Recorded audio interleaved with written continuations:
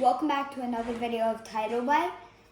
I'm going to be showing you guys the finger chopper. I 3D printed this.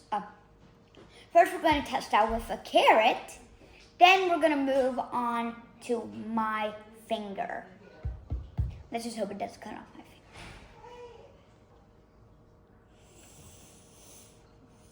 finger. 3, 2, what? I'm scared now. Oh, it even cut off a little bit of my skin. Don't mind that. I'm scared now. Do you see it? The carrot? Okay. I'm scared now. I'm gonna have to go for that. Bye-bye, world.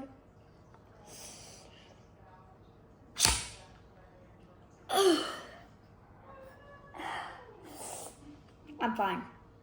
How is that possible? I survived. Well, the carrot got cut. My finger didn't. Like and subscribe and comment. Let's see what happens next time. Ouchie. Bye. Orca out.